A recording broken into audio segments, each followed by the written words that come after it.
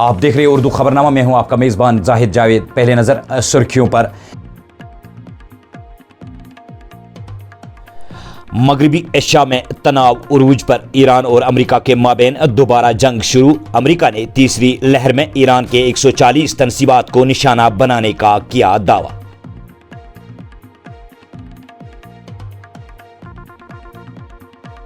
ایران نے عمان اور بحرین میں امریکہ کی اہم فوجی اڈوں کو نشانہ بنا کر امریکہ کو کیا حیران۔ ڈکم بندرگاہ میں امریکی لاجسٹک مراکز، ایرانی میزائلوں کے زد میں بھاری نقصان کی اطلاع۔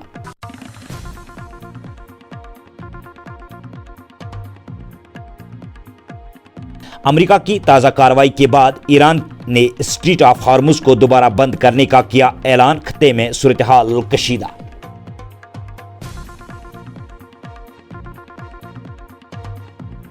ایران پر امریکی حملوں کے بعد IRGC متحرک عرب ممالک میں موجود سمندر، فضا اور زمین پر امریکی تنصیبات پر کی میزائلوں کی بارش۔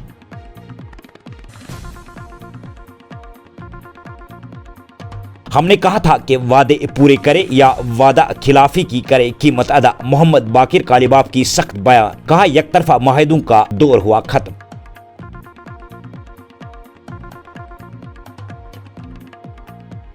اردن، کویت، بحرین اور قطر میں امریکی فوجی تنصیبات، ایرانی حملوں کے زد میں اردن میں امریکی کمانڈ اینڈ کنٹرول سینٹر تباہ، IRGC کا دعویٰ۔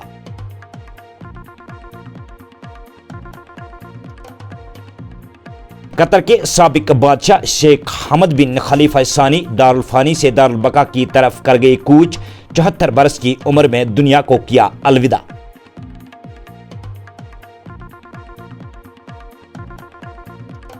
نیشنل کانفرنس کو میری ضرورت نہیں اور نہ ہی مجھے بلایا گیا۔ NC کے رکن پارلیمان آغا روح اللہ مہدی کا بیان، کہا میں جنتر منتر پر احتجاج میں شامل نہیں رہوں گا، البتہ دفعہ 370 کے مطالبے کو کروں گا اجاگر۔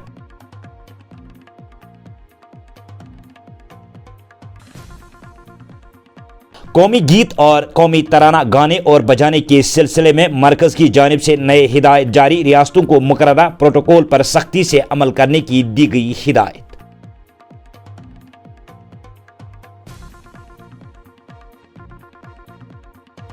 امرناتھ یاترا کی حفاظت کے لیے نصب کیے گئے FRS نظام سے اننت ناگ میں پولیس کو ملی بڑی کامیابی، چہرے کی شناخت پر ایک OGW کو کیا گیا گرفتار۔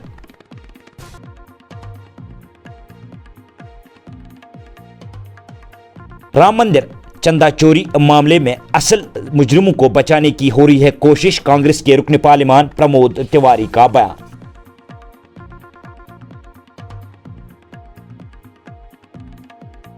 اور موسم کی کروٹ، ضلع اننت ناگ میں طغیانی اور بادل پھٹنے کے واقعات، سیاحوں کو فوج اور پولیس نے بروقت کارروائی کرتے ہوئے بچا لیا۔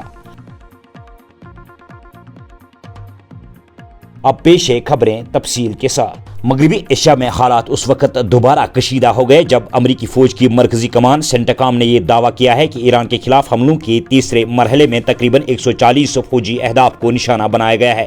Social media website X پر جاری بیان میں امریکی فوج نے کہا کہ نئے حملوں کا مقصد آبنائی ہرمز میں ایک اور تجارتی جہاز پر حملے کے بعد ایرانی افواج کو جواب دہ ٹھہرانا تھا۔ سینٹاکام کے مطابق امریکی افواج نے لڑاکا طیاروں، ڈرونز اور بحری جہازوں کے ذریعے داغے گئے ہتھیاروں سے ایران کو نشانہ بنایا ہے۔ امریکی فوج نے مزید کہا کہ نشانہ بنائے گئے اہداف میں ایرانی میزائل اور ڈرون تنصیبات، بحری صلاحیتوں، گولہ بارود ذخیرہ کرنے کی سہولیات، مواصلاتی نیٹ ورکس اور ساحلی نگرانی کے مقامات شامل ہیں۔ امریکی حملوں کے بعد ایران کا خطے میں امریکی تنصیبات کو نشانہ بنانے کا دعویٰ ہے۔ متحدہ عرب امارات کی وزارت دفاع کا کہنا ہے کہ ملک کا دفاعی نظام ایران سے داغے جانے والے میزائلوں اور ڈرونز کا مقابلہ کر رہا ہے۔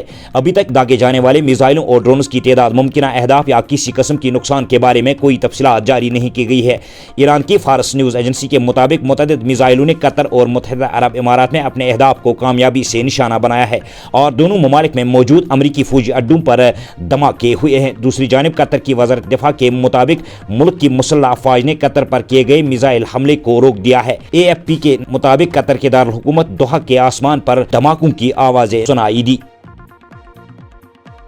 IRGC نے دعویٰ کیا ہے کہ امریکی حملے کے جواب میں اردن میں واقع امریکی ایئر بیس کے کمانڈ اینڈ کنٹرول سینٹر اور MQ ڈرون ہیگز کو تباہ کر دیا گیا ہے۔ ایران کی سرکاری خبر رساں ادارے ارنا کے مطابق پاسداران انقلاب کی جانب سے کہا گیا ہے کہ امریکی فوج نے آبنائے ہرمز کے جنوب میں ایک غیر قانونی راستے پر کیے بحری جہازوں کو اشتعال دلایا، لیکن ایرانی بحری افواج کے دو ٹوک رد عمل نے اسے روک دیا ہے۔ بیان میں کہا گیا ہے کہ امریکی فوج نے اس ناکامی کی تلافی کی کوشش میں جنوبی ساحلی علاقوں پر متعدد ساحلی اڈوں اور ٹیلی کمیونیکیشن کے ٹاورز پر فضائی حملے کیا، جیسا کہ ہم نے وعدہ کیا تھا۔ اسے اپنی جارحیت کا فوری اور منہ توڑ جواب ملے گا۔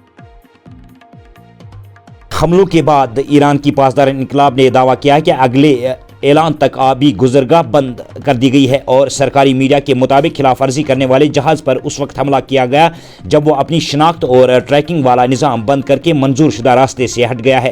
امریکی فوج کی مرکزی کمان سینٹاکام کے مطابق جب پاسداران انقلاب نے قبرص کے پرچم بردار ایک جہاز کو نشانہ بنایا تو اس نے رواں ہفتے تیسری بار حملے کیے۔ ایران کے مرکزی مذاکرات کار اور پارلیمان کے اسپیکر محمد باقر غالباف نے social media website X پر جاری بیان میں کہا کہ یک طرفہ معاہدوں کا دور ختم ہو چکا ہے۔ ہم نے آپ سے کہا تھا کہ یا اپنے وعدے پورے کرے یا وعدہ خلافی کی قیمت ادا کرے۔ حقیقت آپ کے سامنے ہے۔ اس پوسٹ کے ساتھ امریکہ اور ایران میں طے پانے والی مفاہمتی یادداشت کی شق نمبر 5 کی ایک تصویر بھی شیئر کی گئی ہے۔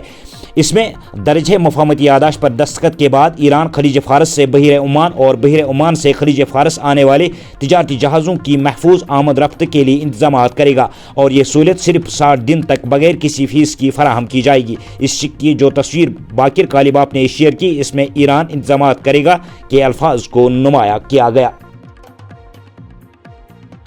نیشنل کانفرنس کے رکن پارلیمان آغا سید روح اللہ مہدی نے ہفتے کے روز پارٹی کی مجوزہ ریاستی درجے کی مہم سے خود کو الگ کرتے ہوئے کہا کہ انہیں حالیہ نیشنل کانفرنس اجلاس میں نہ تو مدعو کیا گیا نہ ہی ان کی ضرورت سمجھی گئی ہے۔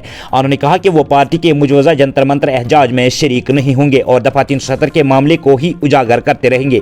کولگام کے دورے کے دوران میڈیا نمائندوں کے ساتھ گفتگو کرتے ہوئے آغا روح اللہ مہدی نے کہا کہ وہ محرم کی تقریبات سے متعلق پہلے سے طے شدہ پروگراموں میں مصروف تھے اور نیشنل کانفرنس کے اجلاس کا حصہ نہیں تھے۔ انہوں نے کہا کہ انہیں صرف ضرورت نہیں تھی، مجھے بلایا نہیں گیا، میں وہاں موجود نہیں تھا۔ 25 محرم کے سلسلے میں کولگام، سری نگر اور دیگر مقامات پر میرے پہلے سے پروگرام طے شدہ تھے۔ انہوں نے ایک سوال کے جواب میں کہا کہ وہ جموں کشمیر کا ریاستی درجہ بحال کرنے کے مطالبے پر نیشنل کانفرنس کے مجوزہ جنتر منتر احتجاج میں شریک ہوں گے یا نہیں، تو انہوں نے اس سے انکار کیا۔ انہوں نے کہا کہ میں جموں کشمیر کے لوگوں سے دفعہ 370 کے بارے میں بات کروں گا۔ وزارت داخلہ نے قومی گیت اور قومی ترانہ اور بجانے کے سلسلے میں تازہ ہدایت جاری کی ہے اور تمام ریاستی حکومتوں، مرکز کے زیر انتظام علاقوں کی انتظامیہ اور مرکزی وزارتوں کو ملک بھر میں مقررہ پروٹوکول کی سختی سے تعمیل کو یقینی بنانے کی ہدایت دی ہے۔ 9 جولائی 2026 کو جاری کردہ ایک سرکاری مواصلات کے مطابق وزارت نے ریاستوں کے تمام چیف سیکرٹریوں، مرکز کے زیر انتظام علاقوں کے ایڈمنسٹریٹرز اور مرکزی وزارتوں اور محکموں کے سیکرٹریوں سے کہا ہے کہ وہ اپنے انتظامی کنٹرول کے تحت تمام اداروں، سرکاری دفاتر اور تنظیموں کے درمیان موجودہ رہنما خطوط کو یکساں طور پر نافذ کرنے کو یقینی بنائے۔ MHA نے کہا کہ نظر ثانی شدہ ہدایت میں واضح طور پر ان مواقع کی وضاحت کی گئی ہے جن پر قومی نغمہ اور قومی ترانہ لازمی ہے۔ سالانہ امرناتھ یاترا کے لیے مضبوط حفاظتی انتظامات کے ایک حصے کے طور پر اننت ناگ پولیس کے ذریعے تعینات چہرے کی شناخت کے نظام FRS نے X ray points ننون base camp پر بروقت الرٹ جاری کیا، جس کے نتیجے میں ایک اوور گراؤنڈ OGW کو حراست میں لیا گیا۔ عہدیداروں نے بتایا کہ اس شخص کی شناخت محمد اقبال وانی ولد محمد علی محمد وانی ساکن خاجن بانڈی پورہ کے طور پر کی گئی ہے۔ جنوبی کشمیر کے ضلع اننت ناگ میں ہفتے کی شام 2 مختلف مقامات پر بادل پھٹنے کے باعث شانگس اور پہلگام علاقوں میں اچانک سیلاب آ گیا، جس نے زرعی اراضی، باغات، جھونپڑیوں اور کئی ہوٹلوں کو نقصان پہنچا ہے، تاہم کسی جانی نقصان کی اطلاع نہیں ہے۔ سرکاری حکام کے مطابق پہلا واقعہ شانگس کے علاقے چھترگل کے بالائی حصوں میں پیش آیا، جہاں بادل پھٹنے سے آری پت نالہ میں اچانک طغیانی آ گئی۔ سیلابی ریلیں اپنے ساتھ مٹی اور ملبہ لاتے ہوئے دھان کے کھیتوں، سیب کے باغات اور قریبی رہائشی علاقوں میں داخل ہو گئے، جس سے کھڑی فصلوں اور زرعی اراضی کو زبردست نقصان پہنچا ہے۔ اسی کے ساتھ یہ خبرنامہ ہوا اختتام پذیر۔ دیجیے اجازت، اللہ نگہبان۔